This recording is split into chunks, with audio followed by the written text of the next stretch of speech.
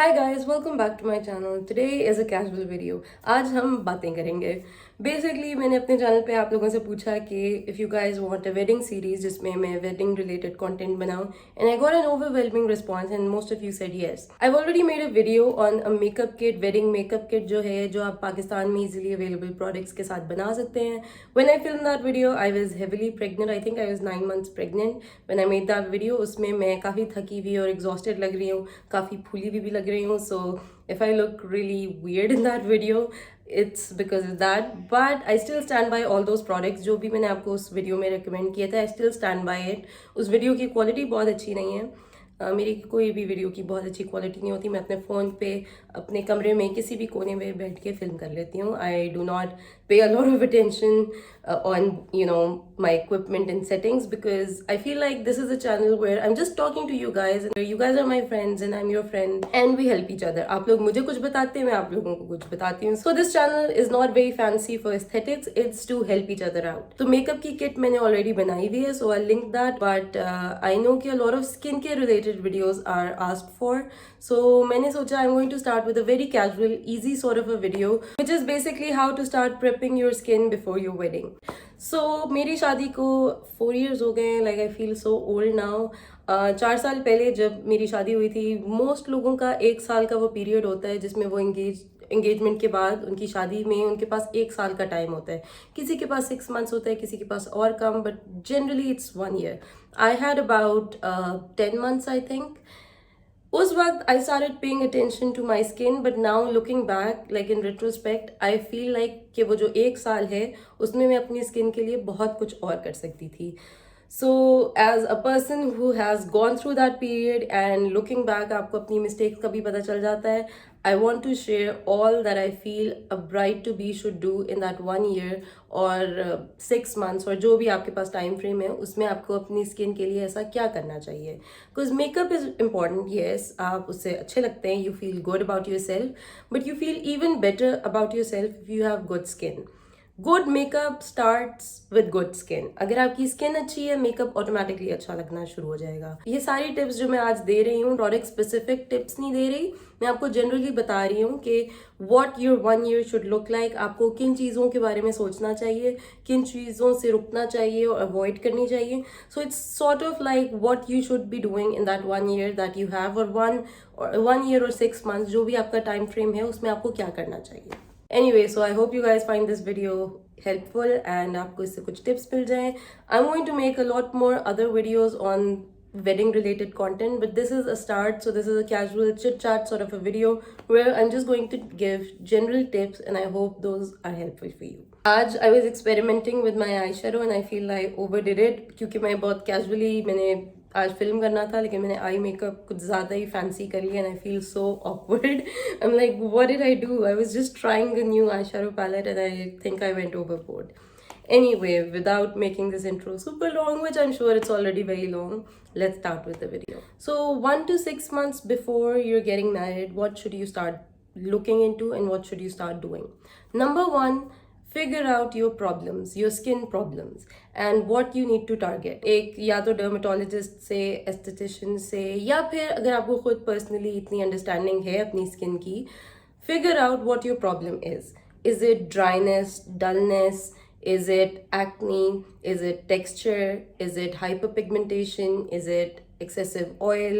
So figure out what your core issues are, and then the second step is to find products or find ingredients that will help tackle those problems. क्योंकि बहुत सारे market में अच्छे ingredients हैं. मैंने अपने channel पे भी बहुत सारे इंग्रेडिएंट्स की बात की हुई है, whether it's retinol, niacinamide, vitamin C, hyaluronic acid, you name it. There are so many different ingredients, alpha arbutin. Like अगर मैं नाम लेना शुरू कर दूँ ना तो this is like a huge list, but not everything is for everybody.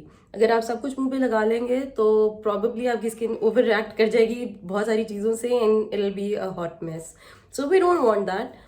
You need to find your problems and then find ingredients that help with those problems. So step number 2 technically is to find skin specific ingredients and then after that skin specific products. जब आपको ingredients का पता चल गया उसके बाद you have to find products जिनमें वो ingredients हैं लेकिन वो अच्छे products हैं. Just because उसमें वो ingredient है लेकिन और बहुत harmful ingredients हैं, still that is not a good product. So first, find the ingredients. After the ingredients, find products that are good and that have that ingredient. I highly recommend actually going to a professional before your wedding.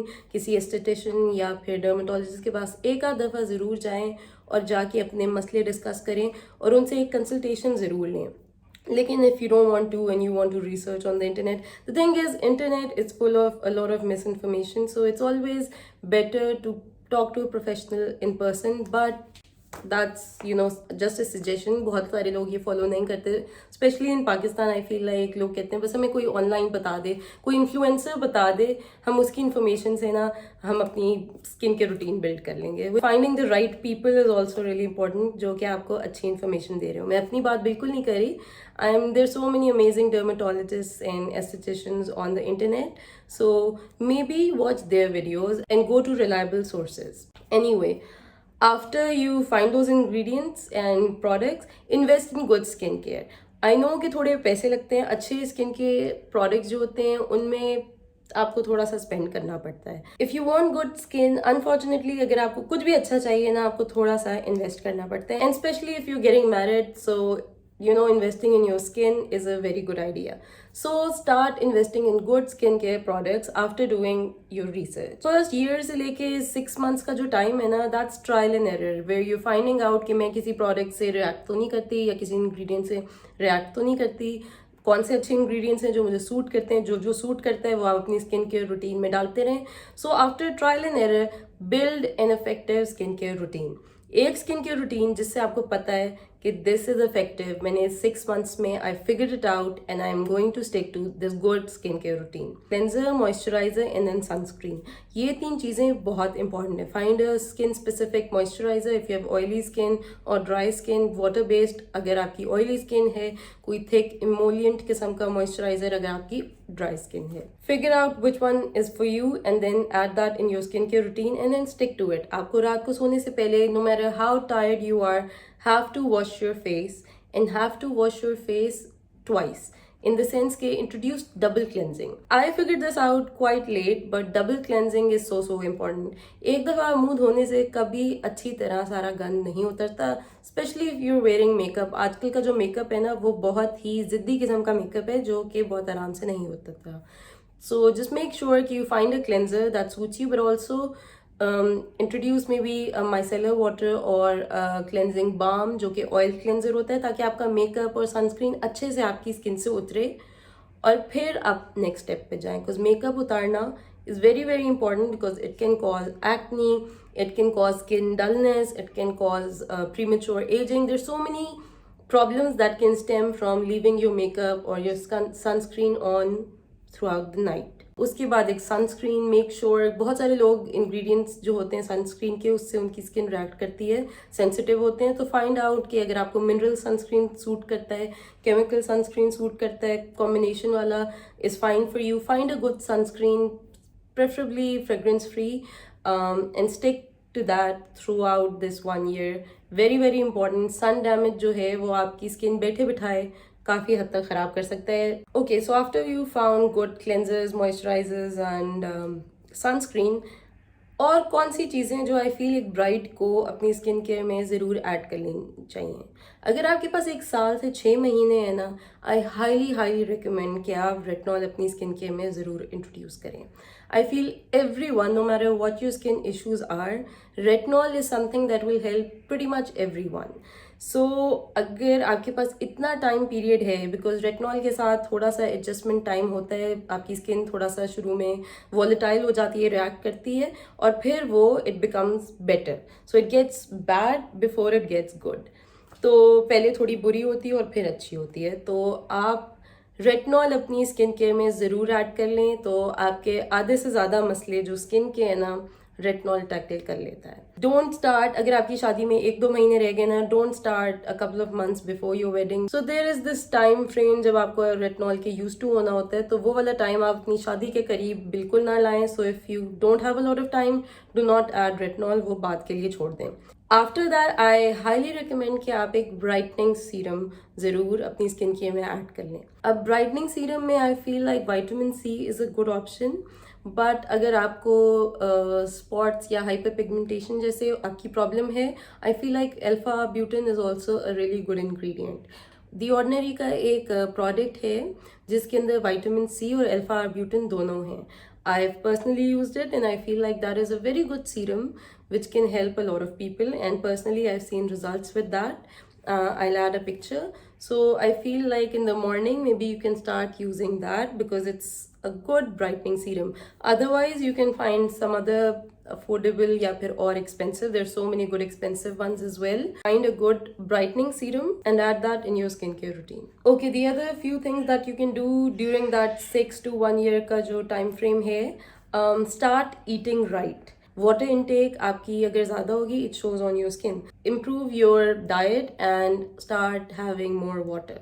उसके अलावा अगर if you can afford it and you feel like, I personally went to an esthetician, Dr. Kamran in Lahore. I didn't get a lot of things done. I went for PRP sessions. PRP में ये होता है कि आपकी जो आपके blood से वो प्लाज्मा एक्सट्रैक्ट करते हैं, जो प्लेटलेट रिच प्लाज्मा होता है वो आपकी स्किन में दोबारा इंजेक्ट करते हैं. आप ही के ब्लड में से प्लाज्मा निकाल के आपकी स्किन में ही वापस डालते हैं, तो आपकी स्किन जो हीलिंग होती है वो ज़रा जल्दी होती है. So if you have acne marks, possibly hyperpigmentation है, या आपकी स्किन के जो भी ओवरऑल फ्लॉज हैं, personally I did not see a huge difference because मेरी स्किन पे ऑलरेडी स्कार्स या एक्नी मार्क्स वगैरह नहीं थे, मुझे एक्नी नहीं थी. बट आई फेल्ट कि my skin was a little glowier and fresher. I got 2 sessions done. I think they recommend के 3-4 आप कम अज़ कम कराएं. So I got PRP done, but I didn't see a huge difference. But my sister saw a tremendous difference. उसको उस वक्त she was dealing with acne and acne scars. उसकी skin पे it made a huge difference. So अगर आपकी skin पे maybe अगर acne marks हैं, scarring है, hyperpigmentation और इस तरह के issues हैं, and you can afford it and you feel कि you should maybe go to a professional, I highly recommend PRP because मैंने लोगों पे बहुत अच्छे results देखे हैं. I got a hydra facial done as well. Hydra facial में ये होता है, वो आपकी स्किन, क्योंकि I suffered from dry skin, so for someone like me that was a lot more effective. First they extract all the dirt and gunk from your skin and pores. वो आपकी skin में से सब कुछ extract करते हैं and then you see it and you're like, ओ ये मेरी स्किन से निकला है, that's so disgusting. I just got it done once, but you should I think get it once a month before you get married. मैंने सिर्फ एक ही दफ़ा कराया था, उस वक्त आई वाज लाइक, ओ मैं हमेशा कराऊंगी. And then I got lazy and then I moved to Dubai and I never got it done again. But if you can afford it and if you feel like your skin needs it, I think Hydra Facial is a good option for people who have dry skin or dull skin. उसमें उसके बाद वो hydrating serum जो है या ingredients that really help your skin, plump up your skin, hydrate your skin, वो फिर आपकी स्किन में वो लगाते हैं आफ्टर माइक्रो नीडलिंग इट आपकी स्किन को, तो वो अच्छे से आपकी स्किन में पेनिट्रेट कर जाता है and it makes your skin a lot glowier and a lot hydrated. आपके हाइड्रेशन लेवल स्किन के बढ़ जाते हैं. उसका थोड़ा सा डाउन टाइम होता है, पीआरपी का भी थोड़ा सा डाउन टाइम होता है, इसका भी थोड़ा सा डाउन टाइम होता है. आपको उसके बाद सन से बहुत ज़्यादा प्रोटेक्ट करना होता है अपनी स्किन को, और उसके बाद 1-2 दिन के बाद आपकी स्किन थोड़ी सी दोबारा ठीक हो जाती है. 2-3 दिन तक आपकी स्किन थोड़ी सी खौफनाक लगती है. Anyway, these are just some of the options. If you go to an esthetician, they can guide you better and they can tell you कि आपकी skin के according आपको कौन से, there's like mesotherapy, there's like so much you can do at the estheticians these days, and they can totally transform your skin before your wedding. So if you want to pick that route, that's also a very good option if you can afford it. And हाँ, because of course थोड़ा सा pricey होता है. I think the Hydra facial that I got back then, it was for 20,000 rupees, and I'm talking about 2018. तो अब I don't know क्या price है. Of course discounts वगैरह होते हैं और ये वो, और पीआरपी सेशंस भी आई थिंक 20,000 पर सेशन था उस टाइम पे. तो if you have it every month तो it's a bit of an investment, but I think it's worth it if you want good skin. But if you can't afford it, that's just one of the options. You can achieve good skin by having a good skincare routine as well. Obviously उसके effects आपको बहुत जल्दी नज़र आते हैं, but this route is fine too. Like I haven't gotten a PRP or Hydra facial done in like years, and I'm really happy with my skin. I feel like my skin is now a lot better than it used to be back then, because मैंने अब अपनी skin के बारे में थोड़ा मैं serious हो गई हूँ, back then I wasn't. Okay, now let's come to 1 to 2 months before the wedding. अगर आपके 1 से 2 महीने रह गए हैं शादी से पहले, तो अब आपको क्या करना चाहिए? नंबर 1, इस टाइम पे do not introduce any new products. अब बहुत कम टाइम रह गया है. अब अगर आप कोई अच्छा इंग्रेडिएंट भी या अच्छा प्रोडक्ट भी आपको लग रहा है कि ये अच्छा प्रोडक्ट है, maybe I should use it, your skin might react. 1-2 महीने बहुत कम टाइम होता है, बिकॉज कभी कभी रिएक्शन का जो आप हीलिंग प्रोसेस होता है, ये हीलिंग टाइम होता है, वो ज़रा ज़्यादा लंबा होता है. एंड यू डोंट वांट कि आपकी शादी के दिन आप कहें मैंने उस वक्त ये लगाया था, फिर मुझे ये ब्रेकआउट हो गया और अभी भी मेरी स्किन पे ये निशान हैं. या फिर बहुत ही हार्श या स्ट्रॉन्ग इंग्रेडिएंट आपने अपनी स्किन पे लगा लिया और आपकी स्किन पे रिएक्शन हो गया, स्किन बर्न हो गया या कुछ भी हो गया. You don't want to introduce new products and new ingredients in the last 1 to 2 months. ये वाला जो टाइम है ना, stick to the skin care routine जो कि आपने अपने लिए एक ढूंढ ली थी, इस्टेब्लिश कर ली थी. Stick to them, because you know कि इन प्रोडक्ट से मुझे मसला नहीं होता. These are the one I am going to stick to. This is it. And by this time I am sure कि जो आपने फर्स्ट 6 months में एक अच्छा एक्सफोलिएटर भी ढूंढ लिया होगा. I feel like everybody needs to have a good exfoliator in their skin care routine. तो अगर आप पहले इतने रेगुलर नहीं थे, अब start becoming regular with your exfoliator. I think 1 to 2 months पहले ना at least exfoliate once a week. I highly recommend कि आप कोई केमिकल एक्सफोलिएटर यूज करें. अगर आपकी स्किन ऑयली है, I feel glycolic acid is really good. If your skin is dry, lactic acid is really good. And if your skin is a little sensitive, then look for mandelic acid. Find one that suits your skin and then stick to it, especially in the last few months.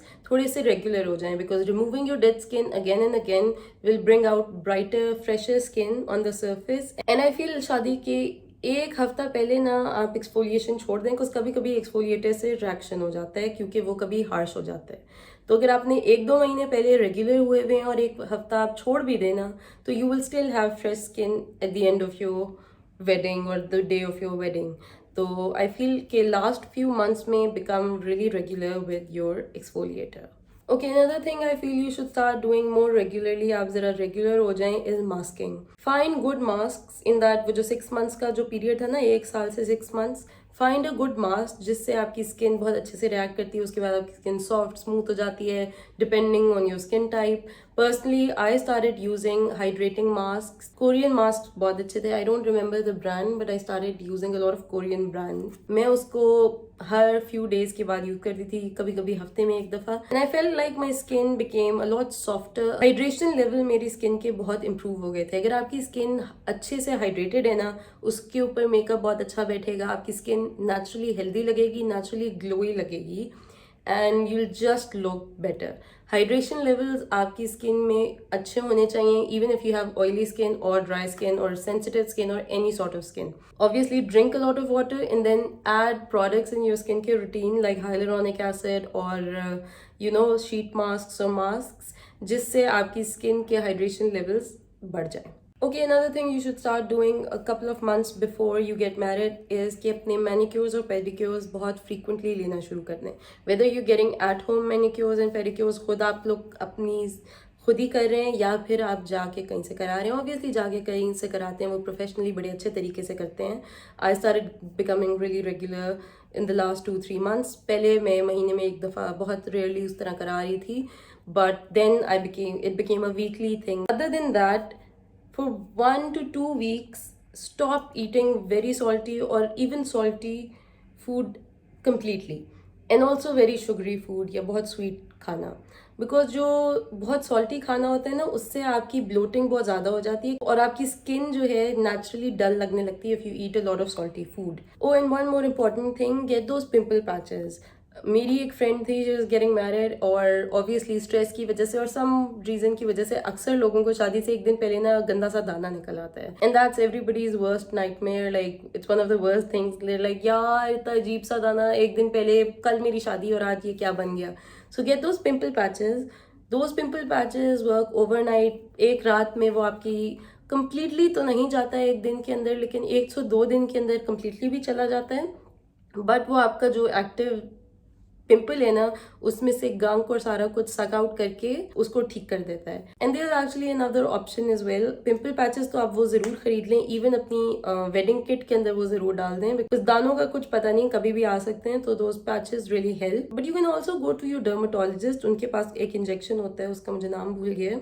They can inject something in your skin और वो दाना गायब हो जाता है. You shouldn't get that frequently done, but wedding day से एक दिन पहले you know it's a good idea to get rid of those ugly pimples अगर in case निकल आए. Okay guys, these were the tips. I'm sure और भी बहुत सारी tips हैं जो कि आपको और लोग दे सकते हैं और लोगों के पास होंगी. These were the tips that I could think of and that I felt were essential in my opinion, और जो कि थोड़ी बहुत इसमें से शायद 50% मैंने भी फॉलो की थी. काफ़ी चीज़ें मैंने फॉलो नहीं भी की, लेकिन इन रेट्रोस्पेक्ट आई फील कि मुझे फॉलो करनी चाहिए थी.